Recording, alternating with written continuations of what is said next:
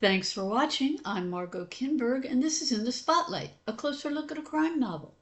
Some crime novels feature quirky characters, odd events happening, and an overall absurdity to the novel. And I don't mean humorous absurdity, just strange things happening.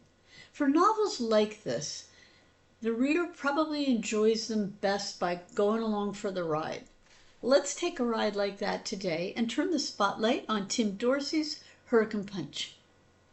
Serge Storms is a different sort of serial killer. He may be psychotic, but he has his own code. And yes, people need to be killed, but not randomly. That's just wrong. He's an avid reader with a lot of knowledge about Florida, about history, about rock music, and about other things too. He is under the care of a psychiatrist, but he's got his own quirky way of looking at things. Serge learns that a serial killer who calls himself the Eye of the Storm has been at work and is taunting the police with letters to the Tampa Bay Today newspaper. Serge gets upset, not because people died, but because these victims didn't deserve what happened to them. He and his friend Seymour Coleman Bunsen set out to find out who the killer is. At the same time, Serge is pursuing one of his interests, chasing hurricanes. And there are several hurricanes heading towards Florida. More about that in a bit. Agent Mahoney of the Florida Department of Law Enforcement has been tracking Serge for a long time. In fact, he's recently been released from a mental hospital because he spent too much time obsessing about the man. When the killer strikes again, Mahoney is sure it's Serge's work, even though the killings don't resemble Serge's style. He goes after Serge with renewed vigor. Veteran Tampa Bay Today reporter Jeff McSwirly is on the emotional razor's edge.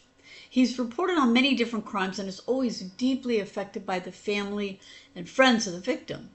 Still, he does his job well, and when he begins getting letters from the killer who calls himself the Eye of the Storm, he gets drawn into the search for that killer. The powers that be at the paper want him to lure the killer into revealing himself because that will be a game-changing exclusive.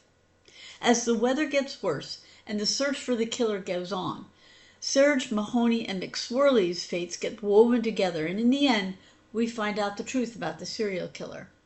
So what are the elements in this novel? What holds it together? Dark wit is woven throughout this novel. So are some strange events and quirky characters. As I said, in that way, it's best for the reader to just go along for the ride. This book is, in those ways, a bit similar to Carl Hiaasen's writing, if you're familiar with that.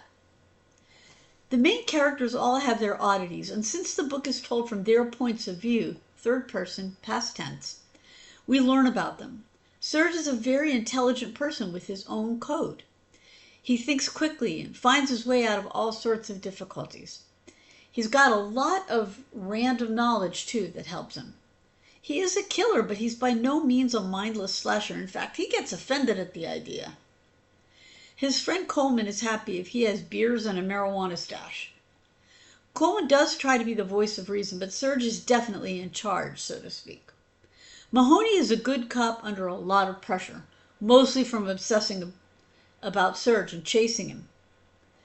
And McSwirly is a deeply dedicated but emotionally vulnerable reporter who feels the pressure of working with victims' families. There is violence in the book, but it isn't protracted or particularly gruesome.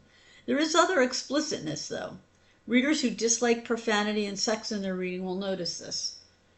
Mostly, though, Hurricane Punch is the darkly funny story of odd characters whose lives are brought together when a serial killer strikes at the same time as hurricanes strike. It features a distinctly Florida setting and culture, some very dangerous encounters with hurricanes, and a strange set of adventures. This has been In the Spotlight. I'm Margot Kinberg. Thanks for watching.